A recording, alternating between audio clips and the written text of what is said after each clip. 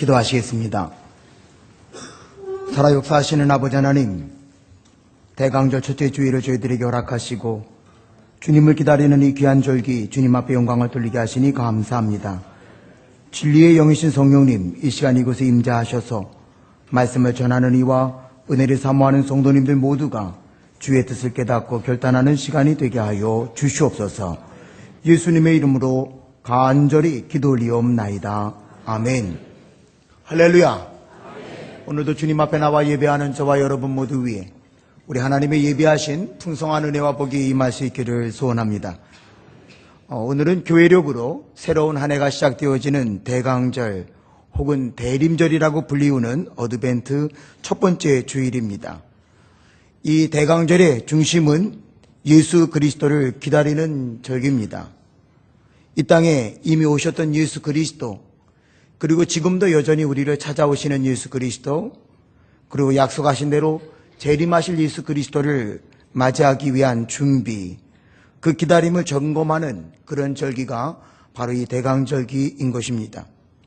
오늘 저는 이 아침에 오늘 우리가 함께 읽은 로마서 13장에 있는 말씀을 통하여 이 기다림의 절기, 대강절기를 어떻게 살아가야 될지를 함께 생각하며 은혜를 나누려고 합니다.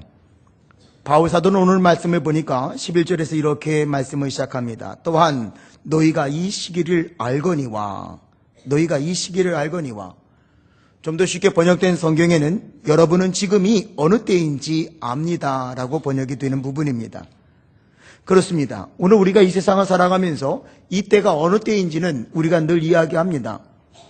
교회를 다니지 않는 많은 사람들도 말하기를 지금은 말세에 또 말세다, 말세지말이라고 하는 그런 말을 합니다. 성경은 일찍이 우리에게 마지막 때에 나타날 징조에 대한 많은 이야기들을 하셨습니다. 그런데 가만히 살펴보면 성경이 말씀하고 있는 여러 징조들이 나타나고 있는 것을 우리가 봅니다. 자연재앙이라고 말할 수 있는 여러 가지 일들, 금년만 하더라도 필리핀에 몰아닥친 태풍은 관측사상 최강의 태풍이었다는 사실을 우리가 알고 있습니다. 또 며칠 전에는 인도네시아에서 화산이 다시금 폭발함으로 말미암아 많은 사람들에게 위협이 되어지고 있습니다. 이러한 때를 바라보며 우리는 주님이 오실 때가 언제인지는 알 수 없지만 대강 이때는 언제라고 하는 것을 우리들이 알고 있다는 것이지요. 여러분들은 이 시기를 알고 계십니까? 누가복음 13장 6절서부터 9절에 있는 말씀을 우리는 압니다. 이에 비유로 말씀하시되 한 사람이 포도원에 무화과 나무를 심은 것이 있더니 와서 그 열매를 구하였으나 얻지 못한지라. 포도원 지기에게 이르되 내가 3년을 와서 이 무화과 나무에서 열매를 구하되 얻지 못하니 찍어버리라. 어찌 땅만 버리게 하느냐. 대답하여 이르되 주인이여 금년에도 그대로 두소서. 내가 두루 파고 거름을 줄이니 이후에 만일 열매를 열면 좋거니와 그렇지 않으면 찍어버리소서 하였다 하시니라. 포도원 주인이 포도나무를 심어야 될 자리에 무화과 나무를 심어놓고 3년 동안을 기다렸습니다. 좋은 열매를 맺기를요. 그런데 3년 동안 열매를 맺지 않으니까 과원지기에게 그 무화과 나무를 찍어버리라는 것입니다. 왜? 땅만 차지하고 열매를 맺지 못하니까는요. 그때 이 과원지기가 주인에게 당부합니다. 한 번만 기회를 주십시오. 1년의 기회를 주시면 내가 두릅하고 거름을 줄 건데 1년 뒤에 좋은 열매를 맺으면 좋은 것이지만 그렇지 않으면 그때 찍어버리면 어떻겠습니까? 마지막 유예된 기회를 얻은 것, 그것이 바로 우리가 살고 있는 이 시대가 아닐까요? 이때가 정말 우리에게 있어서 영적으로 마지막 유예된 기간인 것을 우리들이 깨닫고 이 기다림의 절기, 2000년 전에 오셨던 예수님, 오늘도 저와 여러분의 삶의 현장에 찾아오시는 예수님, 그리고 분명히 약속하신 바대로 재림하실 예수님을 기다리는 준비하는 그때를 삼는 저와 여러분이 되어야 할 줄로 믿습니다. 인생의 세상을 살아가는 동안에 그때를 분별해야 된다는 것은 얼마나 중요한지 모릅니다. 한 개인을 놓고 보더라도요, 나이가 많이 들었지만 그 나이에 걸맞는 행동하지 못하면 사람들은 측은히 여깁니다. 왜요? 자기 때를 모르기 때문 아닙니까? 젊은 남자와 여자가 때가 되면 결혼을 해야 되는데 그 시기를 놓치면 무척이나 주변의 사람들이 안타까워합니다. 왜요? 모든 것이 다 때가 있기 때문입니다. 저는 강화에서 오래 목회를 했습니다. 농촌에서 농사를 짓는 농부들은요, 이 때에 대해서 얼마나 민감한지 모릅니다. 농사를 하는 과정에도 보면은요, 파종을 준비해야 될 때가 있습니다. 파종할 때가 있습니다. 파종한 것을 돌보는 때가 있는가 하면은요, 거두어 드려야 되는 때가 있는 것입니다. 모내기를 예를 들어 볼까요? 벽실을 겨울서부터 잘 손질하여 소독하지 않으면은요, 한 해 농사를 망칠 수도 있습니다. 더욱이 여러분, 거두어 들여야 되는 수확의 시기를 놓치면 한 해 농사 정말 망치는 경우들이 얼마나 많이 있는 줄 아십니까? 대표적인 것이요, 들깨 농사입니다. 들깨는요, 수확해야 되는 날 하루만 늦춰져도요, 그 들깨가 다 쏟아져 땅에 흩어지고 맙니다. 한 해를 농사 지었지만 아무것도 거둬들이지 못할 수도 있다는 것입니다. 오늘 이처럼 우리가 영적으로 이 세상을 바라보며 지금이 어떤 때인지를 안다고 하는 것, 이것은 매우 중요한 것입니다. 이 때를 알고 계시지 않습니까? 바울 사도가 로마 교회 성도들에게 여러분은 이 때를 알고 있습니다, 여러분은 이 시기를 압니다라고 말씀하고 있는 것처럼 오늘 우리는 알고 있습니다. 이 기다림의 때에 내가 무엇을 해야 되며 이 때가 내가 어떻게 살아가야 되는 때인지를 알고 있는 것입니다. 오늘 바라기는 우리가 이 기다림의 절기, 대강절기를 보내며 이 때를 다시 한번 분별하며 이 시대에 내가 무엇을 해야 될 것인가를 깨닫는 저와 여러분이 되어줄 수 있기를 소원합니다. 그럼 이 시기에, 이 기다림의 절기에 우리가 해야 되는 일은 무엇입니까? 11절 중반부에 있는 말씀을 보면 자다가 깰 때가 벌써 되었으니 라고 말씀합니다. 자다가 깰 때가 벌써 되었다는 것입니다. 일어나야 된다는 것입니다. 목회를 처음 시작해서 제일 어려운 게요, 새벽 예배 시간 맞춰서 나가는 거더라고요. 잔뜩 긴장하고 잠에 듭니다. 늦은 줄 알고 깜짝 일어나서요, 불을 켜고 보니까 1시 반이에요. 다시 잠자리에 들어서요, 잠깐 잠에 들었는데 또 늦었는가 싶어 벌떡 일어나서 불을 켜니까는요 2시 반이더라고요. 그러기를 2-3번 하고 나다 보면요 정작 늦는 경우도 있더라고요. 그런데요, 돌이켜보면 그때가 더 행복했던 것 같아요. 초조하게 그래, 내가 나가서 불을 켜고 내가 나가서 종을 쳐야 되는데 긴장하며 있었던 순간이요, 목회 여정에 있어서는 어쩌면 행복했던 순간인 것처럼 느껴지기도 합니다. 오늘 이 아침 주님 앞에 나와 예배하는 저와 여러분은 지금 자다가 벌써 깰 때가 된 것을 알고 계십니까? 자다가 깰 때가 되었다는 말, 이 말은 사실은 낡은 세대의 숙박을 벗어버리라는 비유에서 잠에서 깨라고 하는 표현으로 사용되고 있는 것입니다. 오늘 우리의 주변에서 되어지는 일들을 바라보며 우리는 신앙적인 잠에서 깨어야만 합니다. 교회와 성도들의 신앙적인 잠에서 깨어 시적인 사명을 감당해야만 한다는 것입니다. 마땅히 깨어 회개하고 기도하고 그리고 주님이 원하시는 일을 위하여 헌신해야 되는 때를 우리가 맞이하고 있지 않습니까? 개인의 시장을 위해서도 우리는 자다가 깨어야 합니다. 우리의 가정을 위해서도 이제는 정말 자다가 깰 때가 벌써 되었다는 사실을 기억해야 될 것입니다. 나라와 민족을 위해서도 마찬가지입니다. 우리는 잘 알고 있지 않습니까? 대한민국은 기독교 국가가 아닌데요, 대한민국의 헌법을 만들기 위한 처음 모인 의회에서요, 이식만 임시의장이 그 자리에 의논으로 참석하신 감리교 목사에게, 목사님, 여기 목사님이 계시니 이 역사적인 날 기도로 시작하면 어떻습니까? 제안을 해서 기도해서 헌법을 만들고 기도해서 시작한 나라가 대한민국 아닙니까?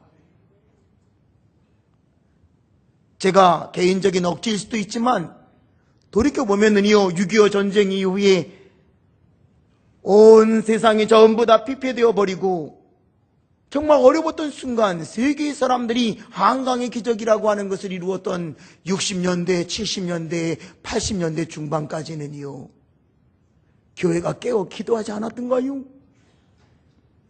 제가 목회하던 시절만 하더라도요, 성도님들 중에는 오리 2km가 더 되는 거리에서부터 새벽마다 달려나와 기도하는 분들이 많았습니다.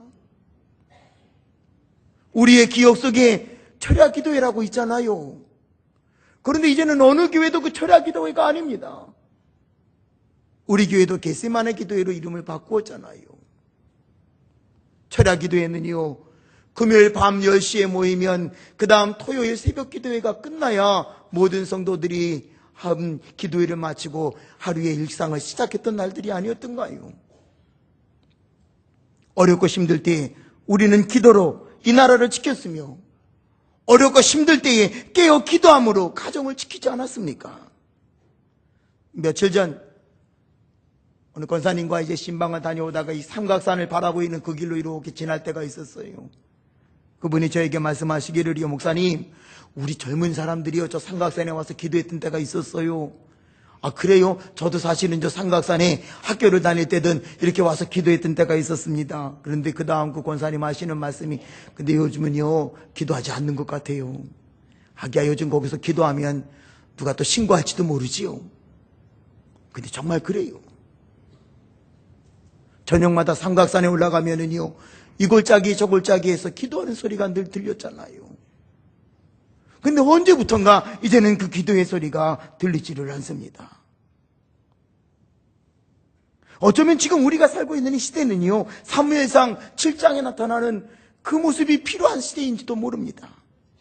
사무엘상 7장 5절로부터 14절에 있는 말씀을 보면 사무엘 선지자가 이스라엘 백성들을 향하여 미스바로 모이라, 미스바로 모이라, 그 미스바에 모여 회개하며 금식하며 기도하는 그 일을 이루었던 것처럼 우리는 영적인 잠에서 깨어 주님 앞에 회개하며 기도해야 되는 때가 이때인 것을 깨달아야 될 줄로 믿습니다. 엘리 제사장 시절에 블레셋과의 전쟁이 벌어졌습니다. 전쟁이 아주 어려운 상황으로 지속되자 엘리의 두 아들은요, 법궤를 가지고 나아갑니다. 법궤는 하나님의 현현, 하나님이 함께하는 증거니까 이 법궤를 가지고 나아가면 블레셋과의 싸움에서 이길 줄만 한 것이지요. 그러나 그것은 그들의 착각이었습니다. 그 전쟁에서 패했고요, 법궤는 빼앗겼고요, 엘리의 두 아들은 전사하고 맙니다. 그 소식을 들은 엘리도 죽고 말았잖아요. 어쩌면은요, 지금 이 시대가 이런 모습 아닐까요? 형식적인 모습으로 믿음으로 살아가는 것 같고, 믿음으로 산다고는 하지만 여전히 세상에서는 패하고 있고요, 법궤를 빼앗기고 망신을 당한 것처럼 어쩌면 우리 시대의 기독교인들은요, 세상으로부터 조롱당하고 망신을 당하고 있는 것은 아닌지요. 엘리 제사장의 무능과 그의 아들들의 타락으로 말미암아 전쟁에서 패하고 법궤마저 빼앗겼던 그 시절처럼 말이지요. 그때 사무엘 선지자는 이스라엘 백성들을 미스바로 모이라고 영적인 잠에서 깨어 미스바로 모여 금식하며 회개하며 기도하자고 외친 것입니다. 그 결과는 어땠습니까? 미스바 성회가 끝난 다음 이스라엘 백성들은 블레셋과의 싸움에서 승리했고 빼앗겼던 법궤를 되찾아왔습니다. 그리고 에베네셀의 하나님, 여기까지 도우신 하나님을 그들은 찬양하지 않았습니까? 지금이 바로 그 잠에서 깨야 될 때인 것입니다. 우리가 깊은 영적인 잠에서 깨어 우리도 하나님 앞에 회개하고 기도한다면 사무엘이 경험했던 에베네셀의 하나님, 여기까지 도우시는 그 하나님을 체험할 수 있는 저와 여러분이 되어질 줄로 믿습니다. 이 아침에 바로 그 에베네셀의 하나님을 만나기 위해 영적인 깊은 잠에서 깨어나는 저와 여러분 모두가 되어질 수 있기를 소원합니다. 또 하나 12절에 있는 말씀을 보면 이 시기는 어둠의 일을 벗어버릴 때입니다. 12절의 말씀을 보면 밤이 깊고 낮이 가까웠으니 그러므로 우리가 어둠의 일을 벗고 빛의 갑옷을 입자고 말씀하고 있습니다. 어둠의 일이 무엇입니까? 13절에서 바울은 이렇게 말씀합니다. 낮에와 같이 단정히 행하고 방탕하거나 술 취하지 말며 음란하거나 호색하지 말며 다투거나 시기하지 말라고 말씀하고 있습니다. 6가지를 이야기하나 둘씩이 같은 의미입니다. 어둠의 일은 바로 방탕하거나 술 취하는 일, 음란과 호색하는 일, 다툼과 시기의 일이 어둠의 일이라는 것입니다. 그런데 어떻습니까? 오늘 우리가 살고 있는 이 사회가 바로 그 어둠의 일이 하나하나 모두 다 나타나고 있는 것 아닌가요? 호사로운 연애와 술취함이 만연하고요. 음행과 호색이 우리를 좀먹고 있으나 깨닫지 못하고 있습니다. 다툼과 시기가 곳곳에서 벌어지고 있는 그 모습을 우리는 늘 바라보고 있지 않습니까? 그런데 오늘 바울 사도는 그 어둠의 일들을 벗어버려야 된다 말씀하고 있는 것입니다. 호사와 연애와 술취함에 빠져 죄를 죄로 알지 못하는 이 시대를 벗어버려야만 한다는 것입니다. 우리 성도들이 오직 성령의 세술에 취할지언정 세속의 술에 취해서는 안 된다는 것을 바울은 우리에게 말씀하고 있는 것 아닐까요? 음행과 호색에 빠져 성적인 타락이 그 어느 때보다도 우리를 위협하고 있습니다. 더 한심한 건 그 모든 일들을 아무런 죄의식 없이 받아들이고 용납하는 오늘 이 시대의 문화입니다. 공중파 방송을 타고 각 가정의 TV에서 방영되고 있는 상당한 연속극의 중심 내용은요, 흔히 말하는 막장 드라마입니다. 인기 있는 드라마일수록 그 내용은요, 불륜을 담고 있습니다. 그런데 그 누구도 그것에 대한 문제를 제기하지 않고 있습니다. 우리의 자녀들이 즐겨보는 연속극이 불륜을 그 중심으로 하고 있는데도 누구 하나 안타까워하지 않고 있습니다. 이 어둠의 일을 벗어버리라는 것입니다. 동성애가 소수에 대한 사람들도 보호받아야 된다고 하는 미명하에 합법화되어지려고 하는 노력을 하는 것에 우리는 그저 방관하고 있지 않습니까? 이 시대에 우리가 벗어버려야 될 어둠의 일들인 것입니다. 다툼과 시기도 마찬가지입니다. 국가와 국가 간에 끊임없는 다툼이 있습니다. 행복해야 할 가정 안에서도 끊임없는 다툼과 시기가 있습니다. 그로 말미암아 입는 상처들이 얼마나 큽니까? 초등학교 교사로 일하고 있는 한 성도님이 그런 말씀하시더라고요. 요즘은 학교에서요, 너희 부모님 이름이 뭐냐 묻기가 정말 어렵대요. 왜냐하면 잘못 물어봤다가 그 아이의 성과 아버지의 성이 다른 경우를 많이 발견한다는 것입니다. 언제부턴가 우리 사회에 결선 과정이 늘어나고 있고요. 초등학교 한반 아이들이 이제는 25명 정도 되는데요. 그 아이들 중에 상당한 아이들이 결선 과정의 아이들이라는 것입니다. 조선 가정이라고 하는 말이 생겨졌습니다. 아버지, 어머니와 사는 것이 아니라 할머니, 할아버지와 사는 아이들이 늘어나고 있습니다. 왜요? 행복해야 될 가정이 다툼과 시기로 말미암아 깨져가고 있기 때문인 것입니다. 심지어는 이 땅에서 천국의 모형이 되어야 할 교회도 다툼과 시기로 말미암아 아파하는 것을 우리는 얼마나 많이 보고 있습니까? 이제 이 모든 어둠의 옷을 벌어버리는 기회가 되어야 할 것입니다. 이 기다림의 절기에 모든 어둠의 옷을 다 벗어버리고 빛의 갑옷을 입을 수 있는 저와 여러분 모두가 되어질 수 있기를 소원합니다.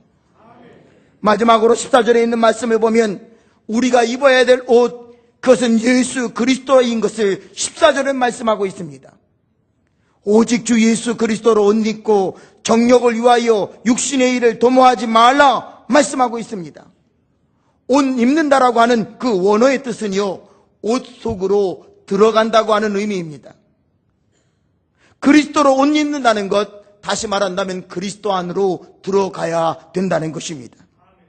어두움 속에 들어갔던 사람들이 그 어두움을 다 벗어버리고 빠져나와 이제는 그리스도 안으로 들어가는 삶, 그것이 바로 이 기다림의 절기에 우리가 해야 되는 일이라는 것입니다.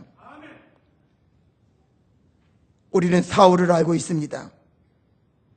그가 육신의 일을 도모할 때에 그는 예수님과 원수가 되었고요, 예수 믿는 사람들을 핍박하는 위치에 있었습니다. 그로 말미암아 그는 많은 예수 믿는 사람들에게 고통을 주는 존재였습니다. 그러나 그가 그 어둠의 일을 다 벗어버리고 예수를 옷 입자, 다시 말씀드린다면 예수 안으로 들어가 예수님을 만나고 예수님의 능력 안에서 변화되었을 때 그는 예수 그리스도를 증거하는 능력의 사람이 되었습니다. 가장 천한 직업 중 하나였던 어업에 종사했던 베드로, 그가 육신의 일을 도모하며 살아갈 때에는 한낱 고기를 잡는 어부에 불과했었습니다. 그러나 그가 예수를 옷 입는, 즉 예수 안으로 들어가 예수님을 만나고 예수님의 말씀으로 그의 삶이 변화되었을 때에 주는 그리스도시요 살아계신 하나님의 아들이라 고백할 수 있었고, 그 고백으로 말미암아 천국의 열쇠를 소유하며 교회의 반석이 되지 않았습니까? 감리교 운동을 시작한 요한 웨슬리 자신도 철저한 규칙에 매여 육신의 일을 도모할 때 그는 선교에도 실패했고 강단에 서서 설교할 용기도 잃어버린 연약한 모습을 보일 수밖에 없었습니다. 그러나 그가 예수를 옷 입어 예수 안에 들어가 예수님의 능력을 체험하게 되어졌을 때 그는 세계는 나의 교구라 외치며 황폐되어버린 영국 사회를 새롭게 변화시키는 능력의 종이 되지 않았습니까? 이제 저와 여러분도 어둠의 옷을 다 벗어버리고 예수로 옷 입기를 소원합니다. 예수 안에 깊이 들어가 예수님을 체험하고 예수님의 심장을 소유하고 예수님의 권능 안에 변화되어질 때에 저와 여러분을 통하여 주님의 영광이 나타나게 되어질 줄로 믿습니다. 이 기다림의 절기에 무엇을 하시겠습니까? 이 시대를 바로 알고 영적인 잠에서 깨어 어둠의 일들을 다 벗어버리고 예수 그리스도로 옷 입는 준비하는 저와 여러분이 되어질 수 있기를 주의 이름으로 축원합니다.